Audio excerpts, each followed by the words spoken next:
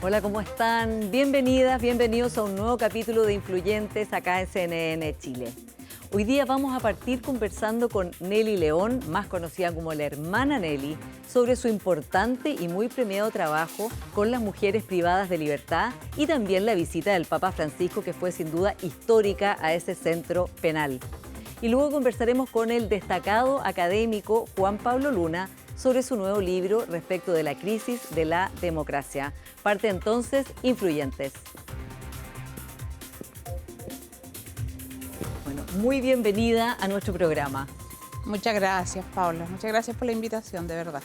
Bueno, partamos conversando por lo que yo decía en la introducción, que fue esta visita histórica del Papa Francisco a el centro penitenciario donde usted es la capellana, y que fue la primera vez que, por supuesto, un papa iba a la cárcel, ¿no?, a visitar a las presas. ¿Cómo fue el origen de esa visita? ¿Por qué él quiso ir a esa cárcel? ¿Por qué quiso dedicar su tiempo y hacer ese gesto con las mujeres privadas de libertad? ¿Y cómo lo vivió? Bueno, el pontificado del Papa Francisco estuvo marcado por una especial atención por todas las situaciones de vulnerabilidad, sean de hombres y mujeres, niños, en la sociedad y en el mundo. Yo sé, por lo que me han contado, desde cuando quiso visitar Chile, él pidió ir a un lugar de vulnerabilidad y de preferencia a un centro penal. Y coincidió, gracias a Dios, que hacía un año antes había estado el cardenal celebrando misa y la interna que le dio el discurso al cardenal le dijo: yo le pido que si alguna vez, porque todavía no sabíamos que venía, viene el Papa Francisco a Chile, usted haga todo lo posible por traerlo a la cárcel. Sí, creo que esas dos cosas coincidieron. ¿Y cómo fue la relación, cómo se dio esa conversación en ese espacio con el Papa Francisco? Fue un espacio profundamente de libertad para las mujeres y un espacio donde el Papa fue realmente el pastor que conocimos y que estamos conociendo ahora después de su muerte, digamos, el legado que nos dejó de esta opción preferencial por el mundo de la pobreza. Él quiso ser un papa de los pobres entre los pobres y creo que ahí se cumplió. Su rostro era radiante, emocionado, muy emocionado. Salió de todo protocolo porque él entraba, bueno, lo recibían las mujeres con guaguitas afuera y después entraba al gimnasio y yo lo saludaba después que hablaba yo, que le daba la bienvenida. Y él subió y me llamó, así que yo fui y lo saludé antes. Y fue muy, muy amoroso, muy él, me tomó las manos y me dijo: vos sos una campeona, me dijo así, fue su saludo. Y luego la relación, cuando las mujeres lo aplaudieron, cuando cantaban, cuando le cantamos el himno que habíamos hecho para él, eso de hecho, él dobló el papelito, la hoja, y se la puso en su bolsillo, se la llevó. Por eso digo que fue un encuentro. Se dedicó a saludar cuando entró por un lado, después tenía que salir por atrás del gimnasio y él salió por el otro lado para saludar a la mayor cantidad de mujeres, saludó a cada funcionaria que estaba a la salida. No, fue realmente un pastor. Se dice mucho que uno de los legados más importantes del Papa justamente es lo que acaba de decir, como su opción siempre por mostrar a las personas que están en los márgenes, que realmente hacen una labor pastoral, más que estar dedicado como a la curia, ¿no? Pero también se dice que hizo muchos gestos, pero que pocos cambios estructurales en la Iglesia. Respecto, por ejemplo, del rol de las mujeres, que si bien hizo muchos gestos y incorporó a laicas a labores que antes no habían estado incorporadas, no hizo tanto cambio en la Iglesia para que hubiera una real igualdad, por ejemplo, que haya mujeres sacerdotes, como pasa en otras religiones. ¿Cómo ve usted esos avances respecto de grupos que han estado históricamente excluidos o no reconocidos con igualdad en la Iglesia, respecto de los gestos y la realidad de los cambios? Yo creo que más bien no es que estén excluidos, yo creo que no reconocidos puede ser, o no reconocidas en la estructura eclesial, digamos, pero también el Papa tuvo un pontificado de 13 años. Tampoco le podemos pedir más cambios de lo que él realmente hizo. El dicasterio de la vida consagrada históricamente había estado a cargo de un religioso y él puso una religiosa. Es un cambio fundamental en un dicasterio, una religiosa. Y luego en muchos equipos hay religiosas en el Vaticano. Y yo creo que de alguna manera eso ha ido haciendo mella en nuestro país y en otros países también. Sabemos que la Iglesia la lleva mayoritariamente en las bases las mujeres, pero en la estructura eclesial no aparecemos tanto, pero creo que en Chile también se están dando algunos cambios. Yo creo que es un camino lento, pero en algún momento, no sé si algún día se va a llegar al sacerdocio femenino o al diaconado femenino, pero sí está latente en la estructura y creo que si llega, bueno, bienvenido sea, pero creo que a mí no me va a tocar y tampoco me gustaría, digamos. ¿No? ¿Por qué?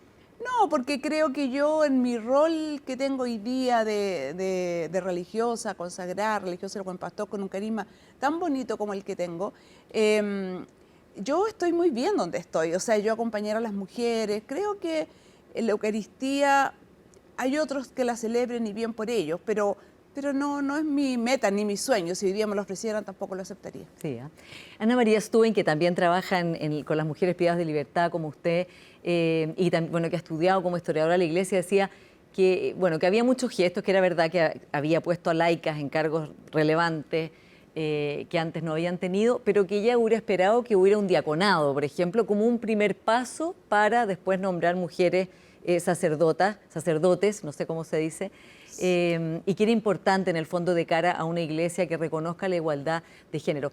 ¿Es eso una meta que el próximo Papa debiera tomar en consideración? Bueno, nosotros tenemos un sínodo que convocó el Papa, que se trabajó en todos los en las parroquias, en todos los países, después en los continentes, y después hubieron las conclusiones del sínodo. Y dentro de esas conclusiones del sínodo no viene explícitamente negado, pero tampoco explícitamente aceptado el diaconado. Pero probablemente el sínodo tiene que bajarse y probablemente el Papa nuevo que Dios tenga ya elegido desde su corazón podrá hacerlo. Yo no sé si será así, pero creo que hoy día en la iglesia chilena, a nivel de curias, digamos, de obispado, hay harta representación de mujeres. Yo que estoy de dentro, lo veo. Yo, por ejemplo, tengo el rol de vicaria pastoral en la diócesis de San Felipe donde vivo. Y lo he tratado de trabajar con harto cariño, con harta cercanía a mis hermanos sacerdotes, también con mucha cercanía con la gente. Entonces creo que es un camino que está ahí y sabe Dios si algún día se dará. Claro. Otro de los, digamos, de los puntos en que ha habido críticas o controversia respecto del legado del Papa tiene que ver con cómo manejó el tema de los abusos sexuales. Por un lado se reconoce que hizo mucho, ¿no?, y que también pidió perdón cuando se equivocó, pero también está el episodio de su visita en Chile con la controversia que hubo con sus dichos respecto del obispo Barros, ¿no?, en que primero fue muy duro con la periodista que se lo preguntó, después él, digamos, pide perdón y dice que se había equivocado, que estaba mal informado y toma medidas de reparación. Pero desde ese punto de vista, ¿usted siente que ya la Iglesia con él ha realmente hecho todo lo que tenía que hacer respecto a los abusos sexuales o que todavía queda mucho que hacer en términos de evitar que esto pase, reparar a quienes les pasó y tener estructuras que prevengan? Yo creo que la Iglesia chilena ha hecho un tremendo camino con respecto a los abusos. En todas las diócesis hay comisiones de prevención de abusos y de crear espacios de cuidado sanos para los niños y niñas jóvenes en todas las parroquias. Todos los colegios católicos tienen sus protocolos. Entonces yo creo que sí hemos avanzado muchísimo, muchísimo. Yo creo que si siguen saliendo casos es porque todavía hay casos sin resolver que hayan quedado o que las víctimas no hayan hablado. Es probable, yo eso no lo puedo saber, pero que hoy día estén ocurriendo, no me atrevería a decir que sí, pero tampoco que no, uno no sabe, pero que hay protocolos, clarísimo, hay protocolos. Bueno, viene cónclave, ¿no? En que viene cónclave. Viene todo este proceso de elección de un nuevo Papa. ¿Qué cree usted de cara a lo que a usted le toca vivir en su rol pastoral, en su rol estando ahí con las mujeres privadas de libertad, que son un grupo muy excluido de la sociedad, que de hecho están bien invisibilizadas, ¿no?, y tienen pocas posibilidades de rehabilitarse? Vamos a hablar de eso largamente. ¿Qué piensa usted que este nuevo Papa debiera proponer como visión?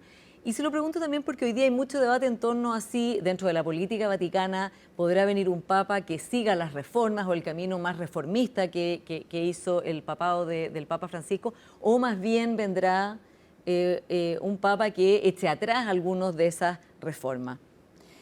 Yo creo que es difícil que venga un Papa que eche atrás las reformas. Eso lo encuentro difícil porque sería borrar lo que el Papa Francisco hizo y que hizo mucho. Puede que venga algún papa y esperemos que sea así y que siga con el trabajo que el Papa Francisco venía haciendo. Eso es lo que estamos rezando y pidiéndole al Espíritu Santo que lo ilumine. Pero eso lo sabremos cuando se llegue su momento, digamos. Pero sería fundamental continuar con muchas cosas que quedaron pendientes y seguramente todavía nosotros no conocemos ni el 2% del legado del Papa, de lo que quedó escrito, de lo que él propuso.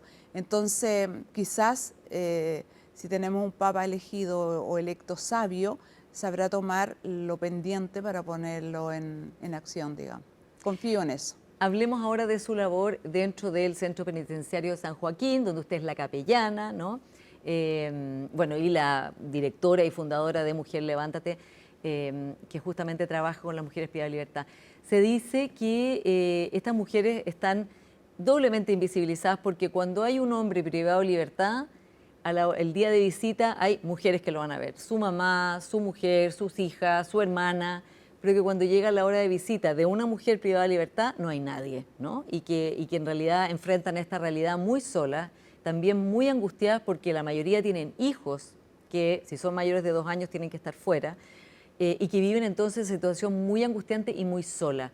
¿Cómo están ellas hoy día? ¿Y qué es lo que a usted más le preocupa de la realidad que están viviendo esas mujeres hoy día en Chile y además que ha aumentado la población carcelaria de mujeres, ¿no? Ha aumentado exponencialmente, pero también ha aumentado los delitos de hombres exponencialmente. Entonces, todavía no pasamos el 10%, digamos, en las mujeres, pero que una condena de una mujer influye en la vida de la familia, eso es tremendamente doloroso para ella como madre estar privada de libertad. Yo siempre digo, las mujeres privadas de libertad como que reciben 3 condenas, la que le da el tribunal, la que le damos nosotros, la sociedad civil y la separación de los hijos. Yo creo que ese es el momento más duro y una mujer puede estar en el consumo de la droga, en condiciones muy paupérrimas, ella como persona, en su dignidad, pero hay algo que la motiva a levantarse y esos son sus hijos. Y efectivamente lo que dices tú, una mujer vive su carcelación bastante más sola que los varones. Los varones o exigen o pagan y que vayan a verlo, pero las mujeres no tienen ni los medios porque generalmente son cómplices de, entonces quedan abandonadas en la cárcel cuando caen privadas de libertad. Y sus hijos quedan solos a merced de la delincuencia del barrio que los hace presa fácil de caer en la delincuencia infantil o juvenil. Bueno, y muchas mujeres caen por la ley 20.000 de microtráfico, ¿no? Así Que es. determinó otros parámetros para definir el microtráfico y por lo tanto, y algunas de ellas, lo que entiendo es que, digamos, son microtraficantes como una manera también de ganar el sustento sin salir de su casa. Así es, bueno, tenemos muchísimos casos que son microtraficantes. Un par o 3 se me vienen a la mente de mujeres que uno dice, esta mujer tiene historia en el tráfico de droga y puede estar asociada también a alguna banda o qué sé yo, pero la mayoría son mujeres jóvenes. Ha cambiado mucho también la edad de las mujeres. Mucha mujer joven que viene emparejada con alguien y cae presa por eso, más que por ser ella autora o cómplice de un delito, sino por el hecho de estar en el lugar donde estaban, te condenan igual o en condiciones, a veces el tipo desaparece y ella queda sola, privada de libertad y la condenan con todos los años que le caen encima. Pero yo creo que ha cambiado, o sea, yo creo que el Papa Francisco cuando estuvo en la cárcel le dio visibilidad a las mujeres, eso sin duda. Y yo creo que Chile tomó ese desafío, Chile como Estado y Chile como sociedad, y yo creo que hay una mayor visibilidad hoy día. También hay mayor compromiso ciudadano, social. La Fundación, digamos, se sostiene con el aporte de la sociedad civil para trabajar con ellas. Y cuando las mujeres crean adherencia a los programas, también son capaces de sentirse amadas, respetadas, dignificadas, y empiezan ellas a construir su propia historia, Por eso nuestro programa al interior se llama Construyo mi futuro. Y luego las seguimos acompañando afuera con el postpenitenciario o el Caminemos. Esas mujeres, yo te puedo asegurar que nosotros tenemos, no es muy fina la medida, pero tenemos un 6% de residencia versus un 35% que cae, que no ha tenido toda esta intervención ordenada, ¿te fijas? Claro. Entonces creo que hacia las mujeres les damos oportunidad, se van a levantar, se van a poner de pie. Y eso es lo que nos falta. Nos falta, o nosotros decimos, una mujer vale más que un mundo, que es un pensamiento muy fundadora. Una mujer vale más que un mundo, pero una oportunidad hace un mundo de diferencia. Porque no solo cambia la mujer, cambia los niños. Tú le dejas la mamá en la casa. Si tú le quitas la madre, esos niños quedan desbordados. Justamente hay personas que plantean que debiera haber una consideración especial para las mujeres que son madres, ¿no? De evitar la encarcelación, de evitar que estén en las rejas, justamente por el impacto en esos niños. Pero por otro lado, otras personas dicen, bueno, pero eso es como una justicia diferente, ¿no? Es como una justicia que no es igual para hombres y para mujeres, o para mujeres que tienen hijos versus las que no lo tienen. ¿Cómo lo ve usted? Yo creo que nunca será igual ni el delito ni la condena de un hombre con una mujer, ni tampoco los beneficios que se tienen que aplicar. Las mujeres rara vez tú las ves cometiendo delitos violentos, y eso ya es un plus distinto. Y sus delitos son o robo o microtráfico, como decíamos anteriormente. Entonces creo que ellas sí podrían tener pena alternativa, sobre todo la mujer que cae por primera vez en la cárcel. Si hay un dicho tan histórico y antiguo como decir la cárcel es la escuela del delito, lo es. Yo llevo 20 años en el centro penitenciario femenino y sí lo es. Entonces, una mujer puede venir con bajos niveles de delincuencia, pero a mitad de su condena queda en medio, digamos. Entonces, yo creo que las mujeres primerizas, yo no las condenaría con condena privativa de libertad, sean madres, no sean madres, sean chicas jóvenes, que se asociaron o estuvieron en el momento no indicado del delito y que cayeron presas. Sí. O por algún arrebato, ¿te fijas? Entonces, creo que ahí Chile tiene que cuestionarse eso. Sí. Y sobre todo las madres con hijos menores de 2 años. No pueden haber niños privados de libertad. Bueno, eso es lo que le quería preguntar, porque es una de las realidades más dramáticas, que los niños están con las madres hasta que tienen 2 años, ¿no? En que ahí viene una separación que es un desgarro, ¿no? Porque de pasar de estar todo el día, y desde el parto en adelante, o desde que las guaguitas eran chiquititas, con ellas dentro de la cárcel, los tienen que entregar, ¿no? Que es una situación terrible. Y una película un documental muy bueno de Tana Gilbert que se llama Malqueridas, que de hecho estuvo seleccionado y ganador en el Festival de Venecia, que muestra ese momento, ¿no? Muestra esas historias más bien que contaban las mismas reclusas y que ellas se fueron grabando con sus guaguitas adentro de la cárcel. ¿Cómo se soluciona ese problema? Porque por un lado se dice, como dice usted, bueno, son guaguas que están, niños hasta 2 años, que están privados de libertad también. Por otro lado, quitárselos antes sería más inhumano todavía, ¿no? ¿Cómo lo ve usted? Es muy difícil, ¿no? Y es que no tienen que ir a la cárcel. Es desgarrador completo. O sea, que no tienen que ir a la cárcel, definitivamente. Mira, después de la visita del Papa, en la visita del Papa estuvo la presidenta Bachelet, que iba saliendo. A ella le impactó mucho el ver a los niños presos. Ella no sabía, me dijo, hermana, yo no sabía que había niños privados de libertad.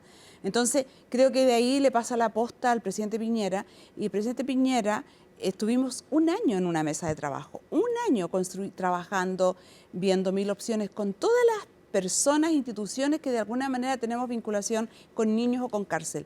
Y ese fue un trabajo de, como te digo, 1 año. Sale la ley, la propuesta de ley Sallén. Y esa ley, a los 7 años de la muerte del Papa, recién ahora creo que está aprobada, pero todavía no está en ejecución.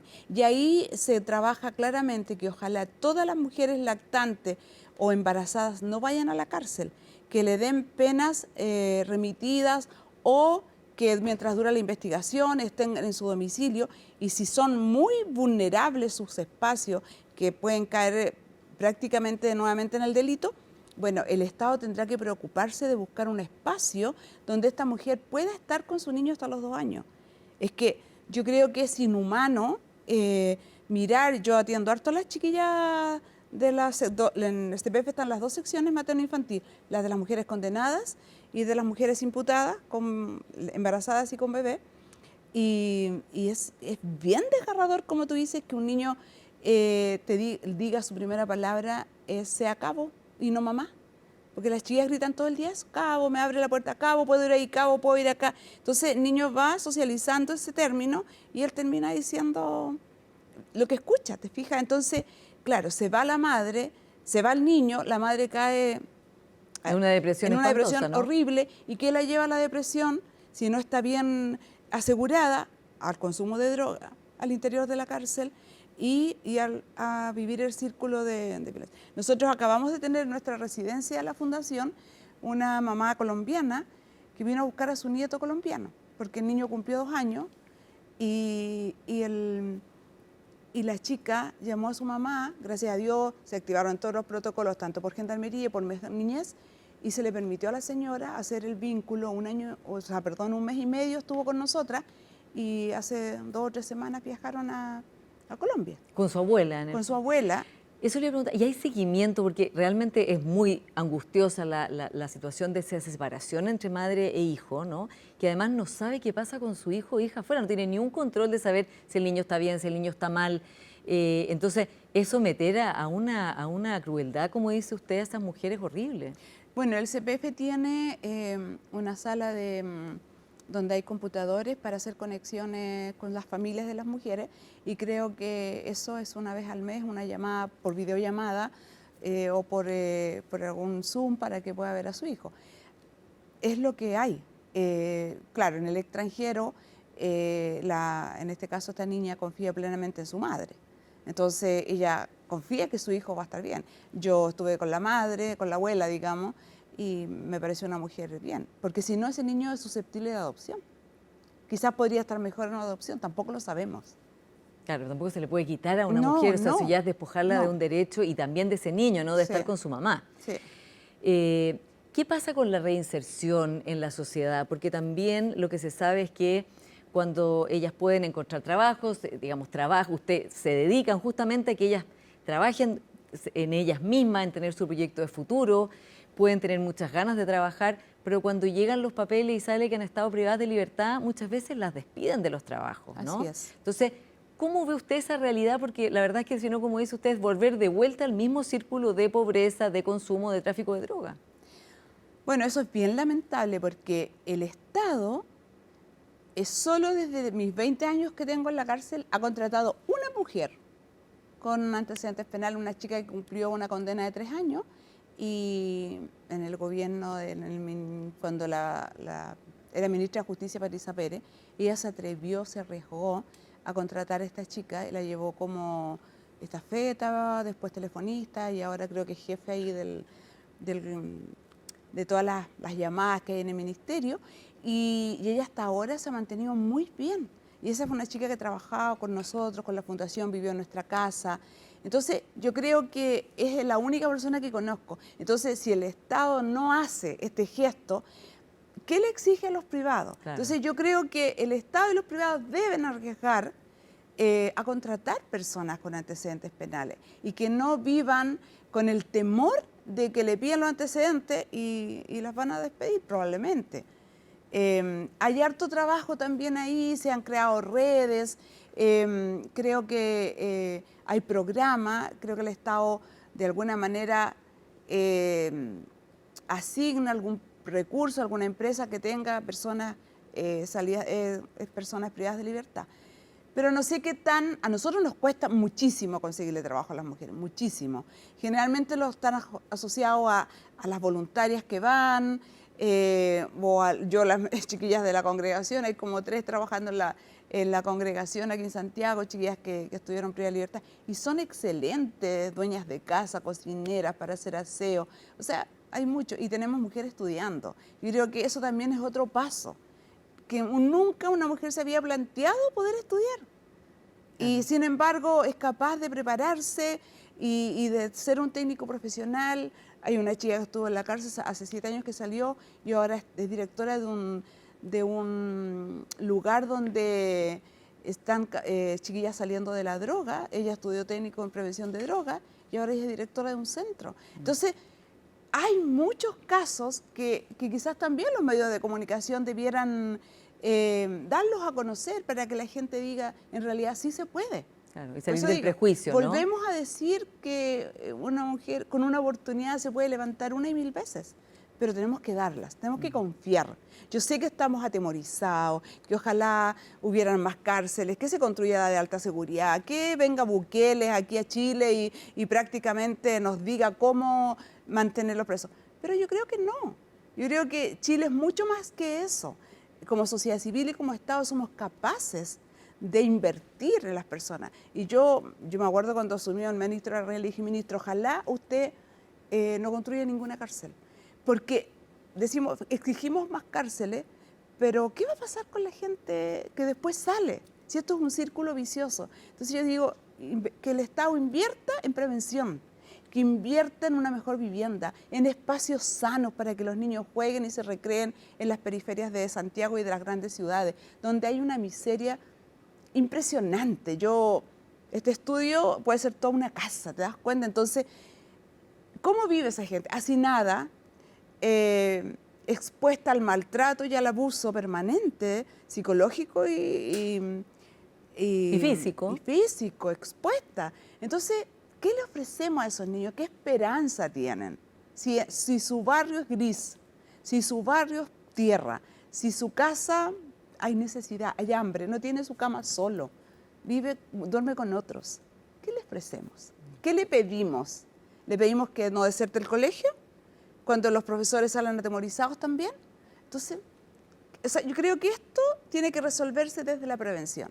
Yo creo que si tuviéramos mejores viviendas, que si tuviéramos espacios más cuidados, escuelas que realmente cumplan con esto de la jornada única escolar, que los niños se vayan listos para el otro día desde la escuela con sus tareas hechas y que lleguen a disfrutar a sus papás, yo creo que sería distinta la situación, pero no es así.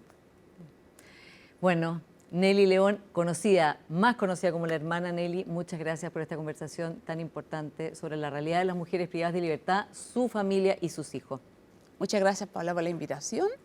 Y la verdad, ojalá este programa nos ayude a sensibilizar a muchas otras personas que puedan aportar tanto a la Fundación Mujer Levántate como comprometerse con una mujer. Solamente quiero decir, en Chile hay poquito más de 4.000 mujeres privadas de libertad. Oye, si cada una de nosotras o una familia se comprometiera con una, te aseguro que la gente no estaría privada de libertad. Muchas gracias. Gracias a ti. Y ustedes esperen, nos vamos a una pequeña pausa y ya seguimos con más influyentes. Nuestro siguiente invitado, Juan Pablo Luna. Espérenos.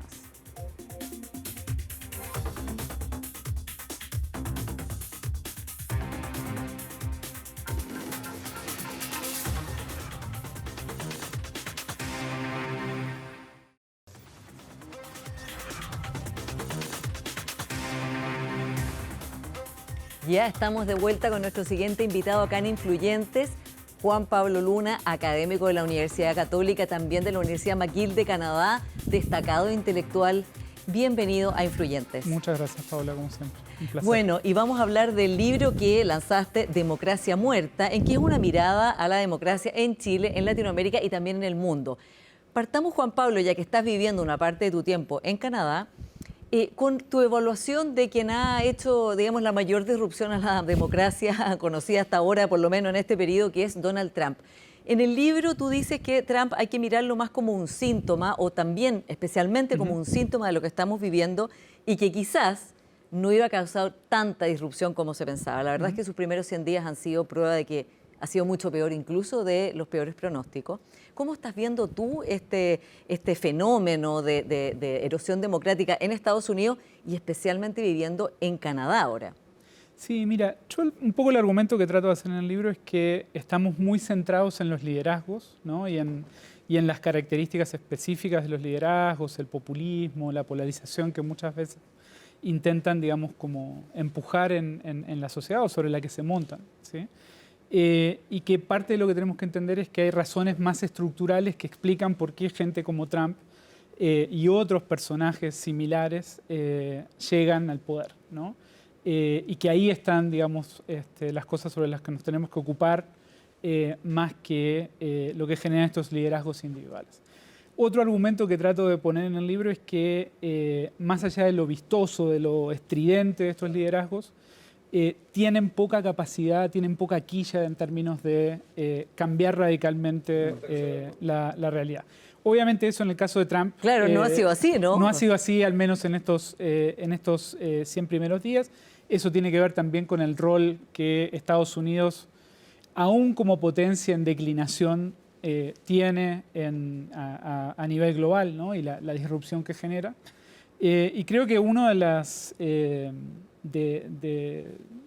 tú me preguntabas por Canadá recién, uno de los impactos más vistosos, digamos, en estos 100 días, es lo que ha pasado en Canadá respecto a una elección que venía desde el año pasado pintando muy bien para el Partido Conservador, para Pierre Poilievre, que es un liderazgo muy cercano en cierta medida a algunos argumentos y algunas posiciones de Trump, y que luego de que Trump es inaugurado, empieza, digamos, esta disputa con Canadá, y logra dar vuelta a una elección que estaba perdida para el Partido Liberal con un resultado fenomenal para el Partido Liberal y para Mark Carney. Exactamente, que además habían 25 puntos de diferencia a favor de los conservadores, ¿no? De este candidato de derecha, y que pierde completamente porque el Partido Liberal logra, en el liderazgo de Carney, revivir, ¿no? Y transformarse en un ícono anti-Trump. Sí, y eso fue bien interesante estar estos meses en Canadá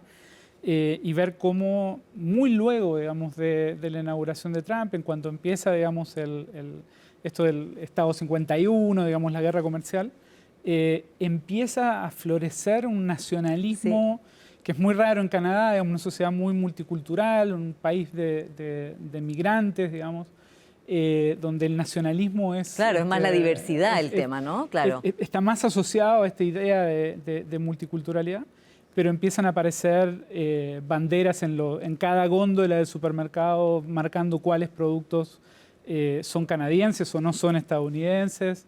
Empieza a haber, digamos, el Día de la Bandera, digamos, se celebra de una manera especial. El partido de hockey Canadá-Estados Unidos, que finalmente gana el último partido de Canadá, termina siendo, digamos, un hito, digamos, muy festejado en Canadá, y termina con la elección de esta semana, que es a todas luces sorpresiva si uno la mira 3 meses para atrás, ¿no? Ahora, es interesante, muy interesante lo de Canadá, porque claro, se da vuelta una elección, ¿no? Y empieza este líder a transformarse en capitán Canadá, como le dicen, ¿no? En el líder anti-Trump, ¿no? Y a enfrentarlo. ¿Habrá ahí un clivaje que podrá repetirse en otros países en las elecciones que vienen? Pensando que en todos los países, como estos son problemas globales, la erosión democrática, el surgimiento de los populistas radicales tipo Trump, en que puede haber un nuevo clivaje global de personas que no van a lograr separarse de la asociación con Trump, como es lo que le pasó al candidato conservador en Canadá? Sí, es posible. Y por ejemplo, hoy entiendo que Erika von der Leyen fue de las primeras, digamos, que llama a Carney anoche. Europa, digamos, está necesitando aliados a nivel global para una posición de ese tipo, ¿no? Y mi impresión es que hay pie, digamos, para que en torno a una reacción anti-Trump se genere algún tipo de nuevo alineamiento, digamos, ordenamiento a ese nivel. Ahora, también es interesante pensarlo internamente en Estados Unidos, ¿no? Yo creo que luego de algo que a mí me importa mucho también en el libro, es decir, bueno, estos liderazgos que ganan elecciones luego tienen muchos problemas para gobernar. Claro, exactamente, ¿no? Lo que dices tú, que es mucho más fácil ganar la elección que después gobernar. Y pierden rápidamente, digamos, poder, ¿no? Y si uno mira lo que ha pasado con Trump, es que ha venido cayendo fuertemente en las encuestas. La sociedad civil los primeros meses estaba más bien, yo creo, con temor, sorprendida, ¿no? Pero empieza a haber hoy algunos, digamos, intentos más significativos de organización de un movimiento de oposición. Sí, eso se ve muy claro además con la Universidad de Harvard, ¿no? Además, ¿no? Y desde Harvard cambia, digamos, de alguna forma el pie en relación a lo que había pasado con Columbia y pone ahí, digamos, un antecedente que otras universidades están empezando sobre el cual están empezando a estribar. Entonces, yo creo que hay que darle tiempo todavía al proceso Trump, pero obviamente vivimos tiempos súper interesantes. Sí. Ahora vamos a Latinoamérica y vamos a Chile, que también, por supuesto, está muy presente en el análisis que haces en tu libro. Tú dices, en Chile los problemas son tan grandes, son que más allá de quien gane, es muy difícil que pueda hacerle frente por el crimen organizado, por la informalidad, por una serie de problemas y estructurales exógenos que, como decías tú, Juan Pablo, dejan poca agencia en quien gobierne. Y decías, aquí tiene que haber un pacto nacional, ¿no? Llamar a un pacto en que se hagan acuerdos que sean grandes. Ahora, ¿cómo se puede lograr eso, por ejemplo, en Chile, cuando hoy día lo que está haciendo ganar elecciones y ganar votos, por lo menos en las elecciones que hemos visto en Estados Unidos, el fenómeno Trump y otros, Milei, Bukele, tiene que ver con no hacer pactos nacionales de acuerdos, sino agitar la ira, la rabia, el temor, emociones negativas que se canalizan contra alguien? Sí, esa es la trampa en la que estamos, ¿no? Sabemos lo que necesitamos, es más, en cierto sentido, esta idea del pacto social o el pacto nacional funcionó en el pasado. Yo no sé si puede funcionar en el futuro, ¿no? o en el presente. Y básicamente la situación que tenemos es una situación en la cual la política dejó de hacer sentido, ¿no? a la sociedad. Ha perdido mucho poder, ¿no? El paradigma de política pública, por ejemplo. El rol del Estado en nuestras sociedades está siendo amenazado por distintos tipos de fenómenos, ¿no? Desde la economía de plataformas y la irrupción o el empuje de economías informales, de economías ilegales, ¿sí? Hasta la reacción de gente que hace 40 años con la democratización en América Latina está esperando soluciones a problemas que no han podido ser solucionados por el Estado y que en cierto sentido deserta, ¿no? de lo público, deserta de la política y lo institucional como formas de construir soluciones, ¿no? Y ante esa circunstancia tenemos una política que se vuelve cada vez más estridente, cada vez más fragmentada, cada vez más cortoplacista, ¿no? Y que por lo mismo no logra articular el tipo de soluciones que la gente está requiriendo. Y no hemos podido salir de ahí, ¿no? En este sentido, yo creo que estamos medio entrampados, ¿no? Y de nuevo, a mí me gustaría pensar esto más como un problema latinoamericano que chileno en particular. Digamos, creo que Chile lo refleja bien, pero es un problema más amplio. Lo que ha pasado en los últimos años es que estas sociedades se han quedado sin futuro, ¿sí? En la desesperanza, como escribes tú en el libro, ¿no? Como el problema de no ver un horizonte. No ver un horizonte, no ver, por ejemplo, en el caso chileno, que algo que funcionó muy bien en el pasado y que ha dejado de funcionar hoy, que la apuesta, por ejemplo, a educar a mis hijos, ¿no? Para que en el futuro tengan una vida mejor de la que yo tuve, ¿sí? Esa apuesta hoy está frustrada, ¿no? Hoy hay bypasses a esa apuesta que tienen que ver con otro tipo de estrategias, ¿no? Porque hoy ya la gente no ve, digamos, que mediante la educación sus hijos pueden eventualmente tener, y mediante el logro educativo, buscar una vida mejor. Ante ese quiebre, ¿sí? El sistema de políticas públicas, el sistema político, ¿sí? Se ha quedado, me parece, sin proyecto que proponerle a la ciudadanía y que le haga sentido a la ciudadanía. Sí. Y en eso estamos, ¿no? Entonces tenemos liderazgos más bien hoy que son los liderazgos a los que le van bien de dos tipos, ¿no? Liderazgos que buscan volver a un pasado que en su momento se veía mal, pero que hoy se ve desde la perspectiva del futuro, del presente, como un pasado relativamente más tranquilo y ordenado. El pasado de los 30 años. ¿No? Los 30 años, la concertación, pero también la alianza, ¿no? O Chile Vamos. Y luego tenemos otro tipo de liderazgo que básicamente hace sentido a través de echarle la culpa a quienes son percibidos como quienes arruinaron ese futuro que no llegó, ¿no? Veamos esos distintos grupos. Partamos por el oficialismo, el progresismo, la centroizquierda, la izquierda.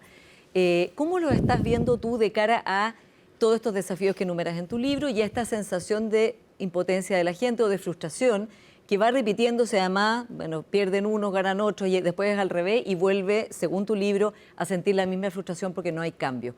¿Cuál debiera ser una agenda mínima, básica, para un grupo político que se considera progresista de cara a lo que viene, ¿no? De cara a lo que hay hoy día y sobre todo de cara a enfrentar liderazgos como los de Trump, que son muy efectivos en capitalizar en esa frustración, ¿no? La izquierda se ha quedado sin programa, ¿no? Se ha quedado sin visión de futuro, se ha quedado sin capacidad de representar lo que a la gente la mueve y le interesa, ¿no? Y sin esa visión, ¿no? Que es una construcción política que le toca a los políticos, digamos, implementar, no hay mucho para dónde mirar. Yo creo, Perdón, por ejemplo, claro, digamos, y no ves a Carolina Toá, Janet Jara, Gonzalo Vinter, si los candidatos presidenciales que van a ir a la primaria, más Jaime Mulet, en fin, en esa línea de crear ese relato o muy lejos de eso? No, creo que básicamente están con una agenda que es la agenda que ha impuesto la realidad a este gobierno y a esa coalición, que es una agenda más bien de derecha, que es seguridad y economía, ¿no? Y por tanto que queda incómoda y que resulta difícil de representar con credibilidad. Pero es lo que la gente también para ese conglomerado. Es lo que la gente claro, hoy está demandando. Está demandando en función de que venimos de un pasado más próspero o que se percibía como más próspero del que tenemos hoy y de una sociedad que se percibía como con mayor seguridad de la que hoy tenemos. Yo creo que la agenda, por ejemplo, para la izquierda tiene más que ver hoy con empujar ciertos mecanismos de, por ejemplo, hay quienes están pensando esto en Europa, en Brasil hay gente que está moviendo este tipo de agenda, de, por ejemplo, programas de ingreso básico universal, pero articulados a nivel supranacional, ¿no? Entonces, eso tiene que ver con un cambio de paradigma en términos de poner pisos básicos de ciudadanía social, pero a nivel supraestatal y supranacional. ¿Cuál es el problema de eso? Bueno, tenemos un mundo y un orden internacional más fracturado hoy de lo que teníamos hace 5 o 10 años. Tenemos conflictos que emergen y que están instigados, por ejemplo, por el ascenso de China y la decadencia estadounidense, que hacen más difícil ese tipo de Exactamente, arreglo, además momentos económicos mucho más complejos como para aumentar el gasto de manera universal, ¿no? Ahora vamos a la centro derecha, a Chile Vamos. Tú decías en alguna parte del libro, Juan Pablo, que veías mucho este relato octubrista, ¿no? Y que te parecía que para la derecha, y especialmente para el Chile Vamos, era riesgoso seguir alimentando ese relato antioctubrista como bandera y que incluso si llegaban a gobernar podían pegarse un balazo en el pie agitando ese punto de vista. O sea, ¿por qué? Yo creo que Chile Vamos tiene un problema de lectura que ha tenido históricamente, en mi impresión, salvo la UDI popular, ¿sí? Que tiene que ver con los sesgos que genera, ¿sí? La burbuja en la que vive muchas veces el liderazgo de Chile Vamos. Creo que estriban mucho, digamos, en la capacidad técnica, en la capacidad de gestión y han enfatizado mucho eso durante este periodo. Pero si miramos hacia atrás, los 2 últimos gobiernos del presidente Piñera tuvieron complicaciones serias para poder generarle sentido a la ciudadanía. Lo han hecho retrospectivamente, ¿sí? Pero no pudieron hacerlo en el momento de gobernar. Es una coalición que, si miramos, digamos, lo que ha pasado en las últimas semanas, tiene niveles de desorden bien relevantes. Y hoy tiene un liderazgo que, en mi impresión, tal vez ahora mejor arropado, digamos, desde esta nueva articulación del comando, pueda connotar mejor capacidad de gobierno y mejor capacidad de ordenarse, pero que en mi impresión, digamos, tiene problemas de lectura y tiene problemas de sintonía con la ciudadanía.